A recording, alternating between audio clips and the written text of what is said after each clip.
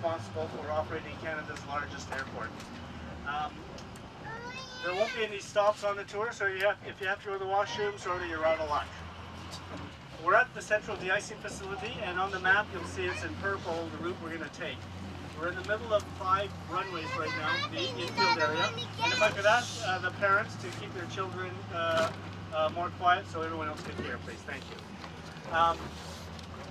We're at the central de-icing facility right now, and it's Canada's largest de-icing facility. We de-ice about 8 to 12 aircraft at a time, and underneath us is a huge catch basin which catches all of the glycol, the de-icing fluid, when it falls off the airplane. It gets collected, gets processed, and then gets sold to you at Canadian Tire as windshield washer fluid. Oh, this is... On the left-hand side is the 3-bay hangar, and the first 2 bays are operated by WestJet. This is where they maintain their fleet of 737s in their eastern hub. They're based in Calgary, but Toronto is their eastern hub airport. A hub airport is one where little planes feed into a big airport, and then people get transported from little planes onto big planes and then fly long distances overseas. Coming up on the left-hand side is the private part of the airport where the executive aircraft go. So this is where, right now, these are the private corporate jets for the Toronto International Film Festival. So these were where Brad Pitt and Angelina Jolie come, and this is where they take their planes in their private jets. So this is CEOs on corporate aircraft, professional sports teams, and movie stars basically use this part of the airport. They don't use the terminals like we do. They have their own area.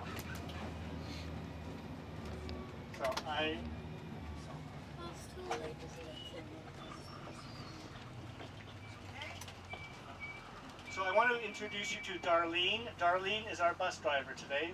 Could you please have a hand for Darlene? Hi, Darlene. This is not your normal unruly bus full of kids. These are just unruly adults. So the Toronto Pearson Airport is Canada's largest airport. We handle approximately 1/3 of all Canadian passengers and 40% of cargo. We have 35 million passengers a year, or 96,000 passengers per day. We also are Canada's largest airport for also bringing people into the United States. On the left-hand side is the Air Canada cargo area, and at the back of the area they handle all sorts of cargo. One of the things they handle here is they have a live animal cargo area, and this is where all the expensive horse races that are going down to the Kentucky Derby or who are coming here for the Queen's Plate, this is where they would be stationed when they're waiting for their planes. Some of them get quarantined when they arrive from foreign lands. They may be quarantined, so we have a live animal facility here as well. This is all the cargo, what we call the infield cargo area of the airport. And these are all what are called cross-dock areas. So on one side of the building are our trucks to load and unload. On the other side are airplanes. So it's called cross-dock. The cargo goes from truck across the dock to the airplane and vice versa. So we always keep them sterile, air side and ground side.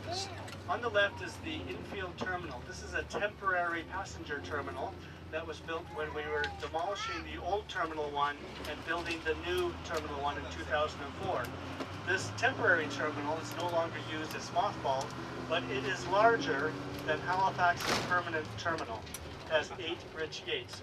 We will use this terminal perhaps in the future when we need more capacity, perhaps for charter air flights. Currently we have